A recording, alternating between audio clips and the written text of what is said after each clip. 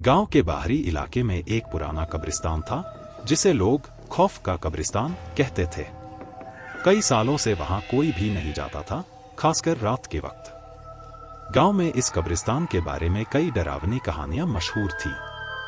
कहते थे कि वहां की रूहें रात में जाग जाती हैं और जो कोई भी वहां जाता है वापस नहीं लौटता। रात का समय था, चांद की रोशनी धुंधली थी और हवा में एक अजीब सी सिहरन थी। गांव का एक युवक राजेश, जिसने इन कहानियों को महज अफवाहें समझा था, अपनी जिज्ञासा को शांत करने के लिए कब्रिस्तान जाने की ठान ली। उसे यकीन था कि ये सब बस लोगों की मनगढ़ंत कहानियां हैं। राजेश ने एक टॉर्च और अपनी पुरानी बाइक ली और कब्रिस्तान की ओर चल पड़ा। रास्ते भर उसकी धड़कनें तेज हो रही थीं, लेकिन उसकी जिज्ञासा उसे आगे बढ़ाती रही। कब्रिस्तान के गेट पर पहुंचते ही उसे एक अजीब सी ठंडक महसूस हुई। उसने हिम्मत करके गेट खोला और अंदर चला गया। अंदर का नजारा बहुत ही भयानक था। चारों ओर पुरानी और टूटी फूटी कब्रें थीं, जिन पर वक्त की मार साफ दिख रही थी। हवाएं सरसराती हुई पेड़ों के पत्तों को हिला रही थीं, जिससे एक डरावना संगीत सा पैदा हो रहा था। राजेश ने टॉर्च की रोशनी में कब्रों को देखना शुरू किया। अचानक उसकी नजर एक नई कब्र पर पड़ी, जो बाकी कब्रों से अलग लग रही थी। कब्र पर लिखा था, जो यहाँ विश्राम करता है उसे जगाने की भूल मत करना। राजेश के रोंगटे खड़े हो गए। उसे अचानक ऐसा लगा जैसे कोई उसे देख रहा हो। उसने चारों ओर देखा, लेकिन कोई नहीं था। उसकी दिल की धड़कन तेज हो गई, पर उसकी जिज्ञासा अब डर में बदलने लगी थी।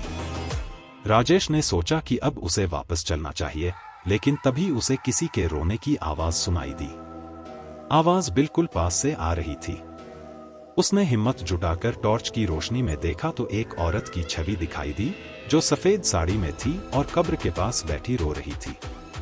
राजेश ने डरते डरते पूछा, आप कौन हैं और यहाँ क्या कर रही हैं?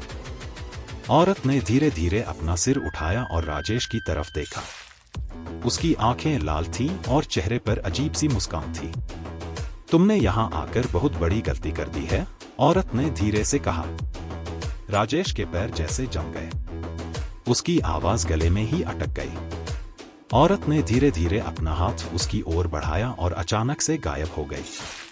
राजेश की चीख निकल पड़ी और उसने वहां से भागने की कोशिश की, लेकिन जितनी जल्दी वह भागना चाहता था, उसके पैर जैसे पत्थर के हो गए। कब्रों के बीच से सफेद सायों का निकलना शुरू हो गया।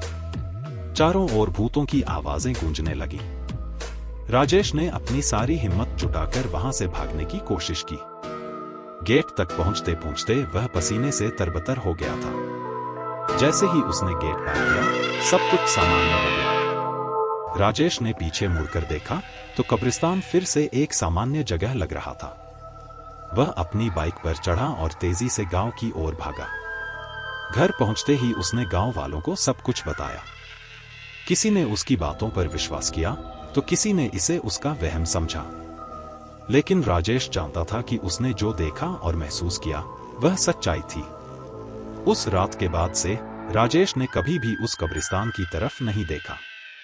उसने ठान लिया था कि अब वह अपनी जिज्ञासा को शांत करने के लिए कभी भी ऐसी भूल नहीं करेगा। गांव में भी उस रात की कहानियां फैल गईं और अब लोग उस कब्रिस्तान को और भी ज्यादा खौफ के साथ देखने लगे। राजेश की इस कहानी के बाद गांव में एक नई कहावत बन गई, कुछ रहस्य जितने गहरे हों, उन्हें उतना ही छोड़ देना चाहिए।